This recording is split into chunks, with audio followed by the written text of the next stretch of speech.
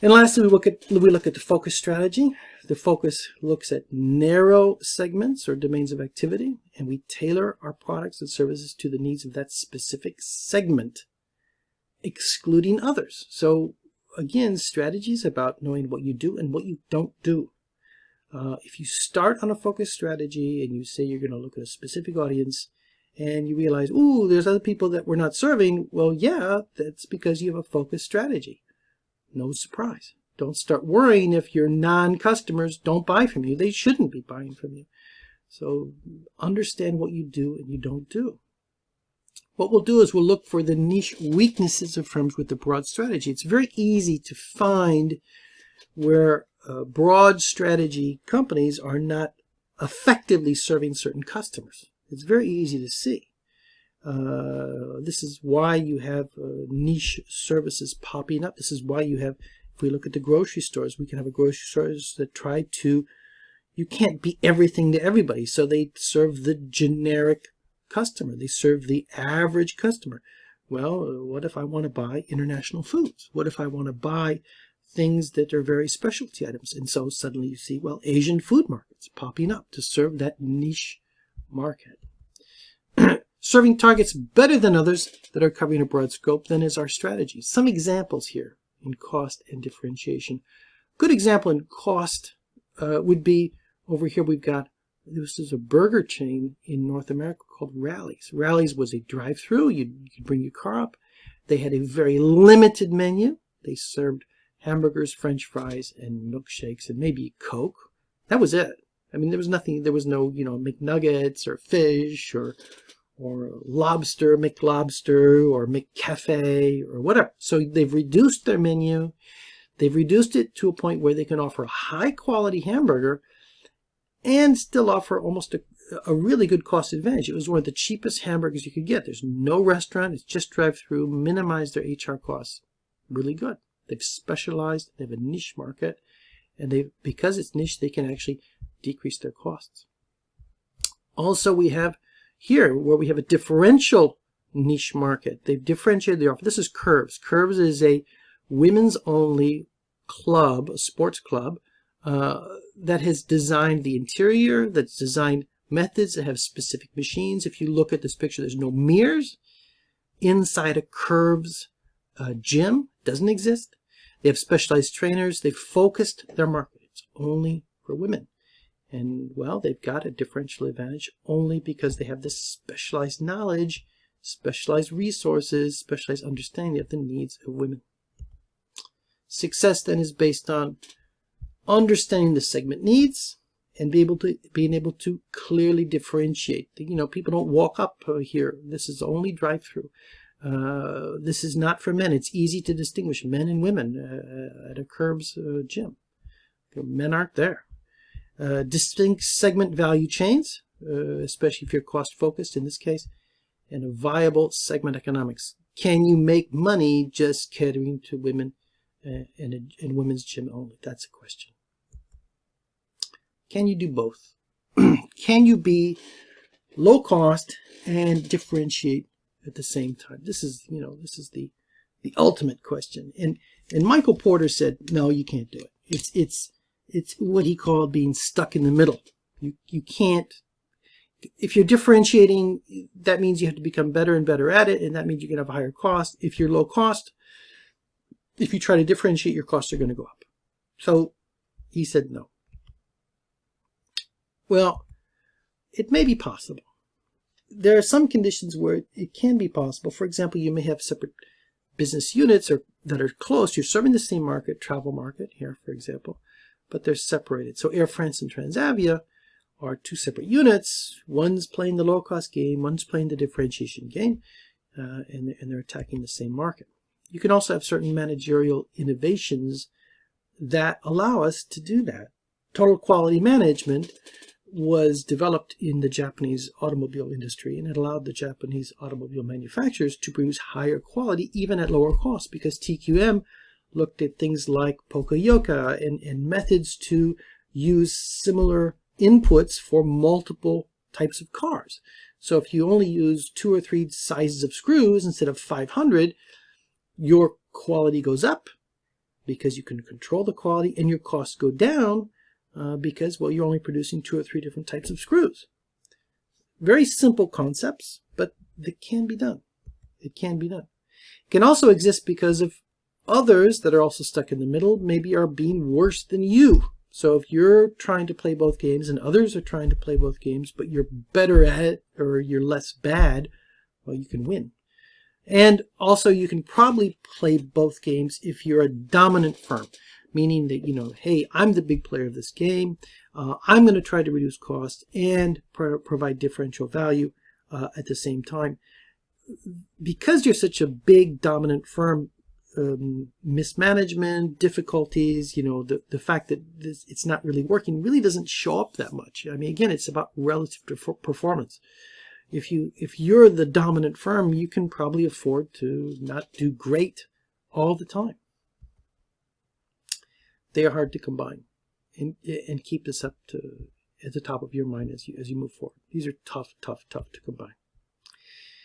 Now, because we're interested in this hybrid idea, combining low cost and differentiation. Cliff Bowman out at the Cranfield School of Management came up with a concept he called the hybrid strategy clock, or the strategy clock. And he basically asked us to say, don't look at cost now, look at price. We're going to be looking at price, and we're going to try to position our strategy around this clock. So on one side, we looked at the perceived service benefits. So this would be like, differentiation. Okay, I've got specific benefits that others don't have. And then down here we have price, which is low to high. And so if we go around the clock, what do we find? Well, the first is going to be pretty basic. We've got the average price, which is here, and we have high value. So this is pretty typical of a company that's trying to enter a market with a differentiation offer, but maybe is a little bit afraid to offer that at a higher price. So they're trying to penetrate the market. Now, you can't stay here very long because your high differentiation, eventually the cost of doing that is going to catch up with you. You're going to have to move to another position along the clock. You're going to move over here where you can differentiate with a higher price and offer about the same high level of differentiation, high different value here. So your price is going to rise. And here, obviously, we have a very focused strategy where we're offering a high price for basically a high perceived quality of service. This is a situation where we have probably a focus, where we have a niche strategy, and I can have maybe reduced benefits, okay, because I've focused those benefits on a specific audience at a higher price. Over here we have the low price standard feature offers. So I've got the low price, I've got what people expect from a standard offer. This is different than the hybrid strategy, which is up here, where I've got a higher perceived value at a low price. This could be an entry strategy for innovators, but it's tough to maintain. I need cost advantages and differentiation. And lastly, we've got our position down here, which is our no frills, low price, and low perceived differences. Now, what you see coming out of this is obvious, is that you've got this entire messy zone over here, right? All this stuff over here, where we're trying to offer, for example, average benefits for a really high price, or low benefits for a really high price. Well, pretty obvious. These are non-competitive strategies. If you're over there, you are not going to make it. It won't work. So they're not feasible. And in fact, the only way you can do that, and this is a good point here that was brought up, is if for some reason you've locked in your customers that they need to consume your product and you're the only person supplying it. And trust me, when that happens, the industry is very quickly regulated. So the last issue I want to speak of is cooperation. And cooperation is asking the question, hey, competition is maybe good for consumers, but it may not be that great for producers. And if we were to cooperate somehow, instead of trying to always beat each other up, maybe we'd be making a better situation for both of us if we're competitors. So cooperation takes a look at this idea that, hey, you know what? We're competing. We're trying to be the low-cost leader, trying to create value better than other people. What if we just said, hey, you know what?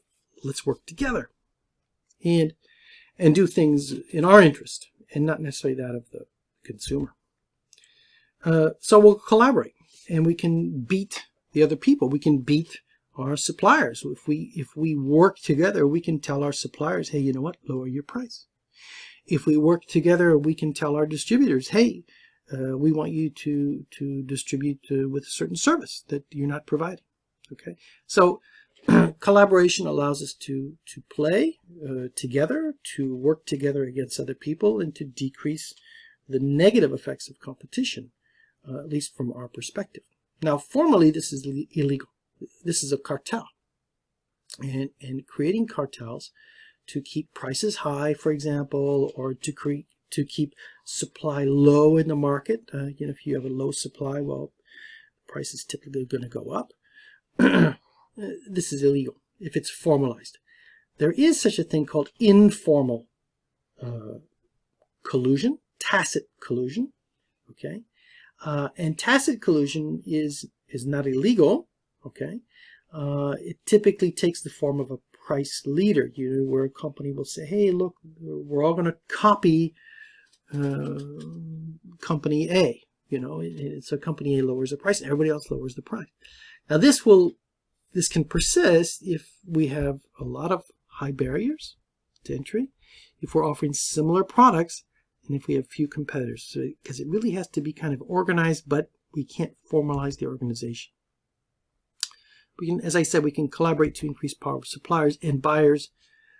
So let's do it. Let's collaborate. How are we going to do it? Well, tacit collusion, as I said, is a way to do it.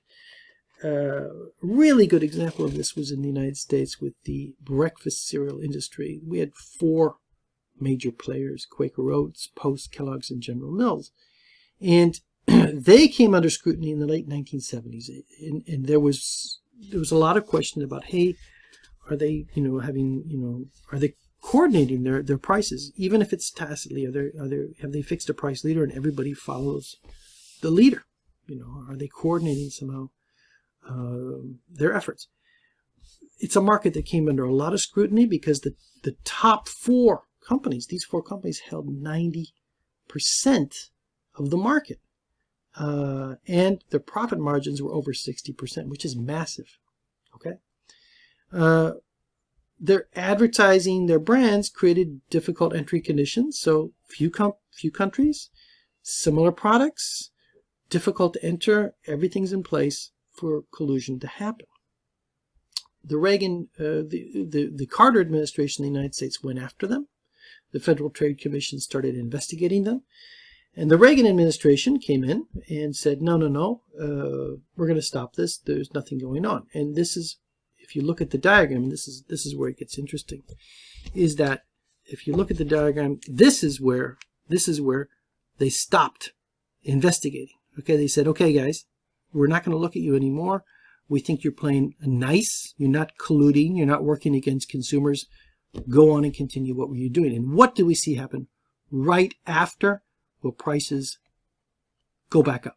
They were basically stable. They were being investigated. And as soon as the government said, we're not going to look anymore, boom, off they go. Prices rise. And well, they probably were working together. So this type of feeling that, hey, don't do something, we're 4 companies, things are great, we're making a bunch of profit. Don't rock the boat. Don't make it tough for ourselves by starting a price war nobody wants. This is what's called conscious parallelism. And it emerges in some companies. And another example we've seen in the past is sometimes, for example, in certain airline industries. So if you make a cartel, don't do it, first off, okay? Because if you do it, you're going to pay a lot of money. Cartels that get caught pay tons of money in fines. Here are some typical examples. The most recent, the biggest that I can think of is the one with the truck industry, where the European Union, went after these guys and they paid over almost $4 billion in fines for a cartel. I mean, basically, conspiring against consumers. Game theory is the study of how rivals compete. And it looks at the signals we send when we're playing a game. Oh, they're going to do that. And look, they're starting to decrease their price. That suggests that maybe they're going to lower their cost, or a company is starting to do a certain thing, And every time a company enters a market, launches a new product, it sends a signal to the market. And the market and the competitors try to figure out, well, what are they doing? And the company that's behaving that way, that sends a signal, wants to look at, well, how are my competitors going to respond? It's like playing a game of chess. You move your first piece when you play a game of chess, and that's going to signal what type of game you're going to play. And as the player, you're going to look at how your competitor responds. So there's this constant back and forth, and this is what's called interdependence. My play depends upon how you play, and your play depends upon how you think I'll play, etc., etc., etc. And this is what game theory looks at in economics. Game theory tries to understand, what will my competitor do, knowing what I know and knowing what he or she knows, etc. And we try to think forward and reason backward into what will be our best play. Now, a really good example of that is the prisoner's dilemma. And the prisoner's dilemma, is, you've probably heard about it, is when you've got, two prisoners and you put them in cells and you separate them. And you say, hey, look, tell us who robbed the bank and we'll let you off. Tell us before your buddy does and we'll let you off easier than your buddy. And because you're separated, because you can't collude, because you can't coordinate your efforts, well, one person eventually gives up both and says, yeah, we stole the money from the bank, etc. Well, the same thing's going on here. And this is called a payoff matrix. What you see here is a payoff matrix for the prisoner's dilemma game. And you've got on the left here the different strategies of Airbus and Boeing, who are, for example, having high prices. So Boeing and Airbus are working together. They've got high prices. And, this is not a formal collusive behavior, but they've got high prices. And they know that, hey, you know what? We don't want to get into a price war. This would not be cool, because right now we've got high prices and we're both earning, let's say, we've got 500 million, in profits, or billion, I don't know what it is, but they're earning 500. And if one of them cuts the price, well, the person who cuts the price, if Airbus cuts the price, here we cut the price, Airbus will got 700 in profit. So, ooh, yeah, this looks kind of nice. And Boeing loses. So the first person who cuts the price, it looks like, hey, they're going to win. And off we go. The question is, well, what do we do? Well, let's take a look.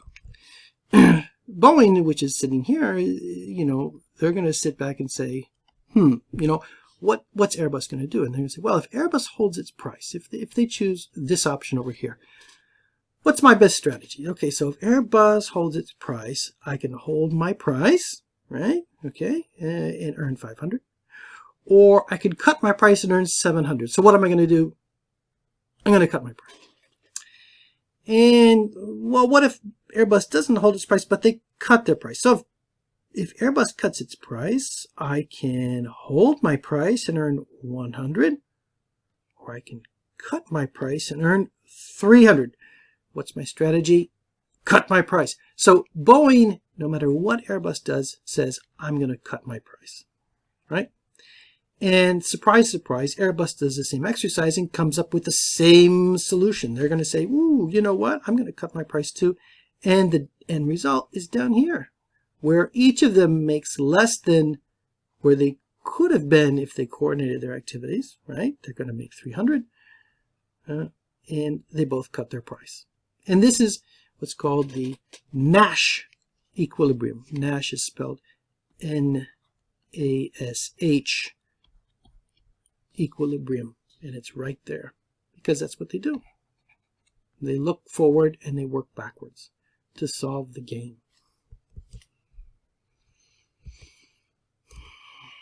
Cooperation may be possible in games like this if you play repeated rounds and no known last round exists. You don't know when the last round, because what happens if you play a game over and over and over and over and over, and you say, okay, this is the last round. What's your strategy? At the last round, we find that people will cheat. They're going to, I'll lower the price, and I'll try to grab the customer. Okay.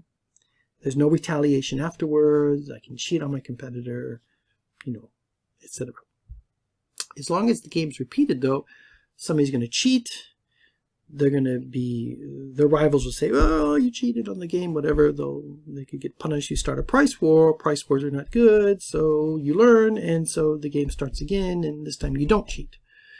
So repeated games basically can facilitate tacit collusion. We can commit to a strategy, pretty obviously, by not changing our strategy over time, and this makes it happen. We can also play a unilateral tactic, and this is kind of cool, right? And we can actually unilaterally, okay, create a situation where both of us maintain a high price, and this is typical of how that happens. If I announce unilaterally that I'll meet or beat my competitor's quotes and my prices, my competitor doesn't have an interest in lowering their price. If they lower the price, will they lose it? Will they get one of my customers? No, because I'll just match the price.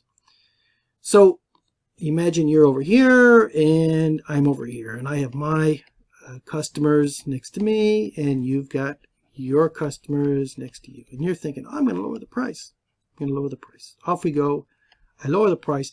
I'm going to attract Dan's customers. And then I launch this ad. Whoa, hey, if he lowers his price, I'm going to give you the same stuff.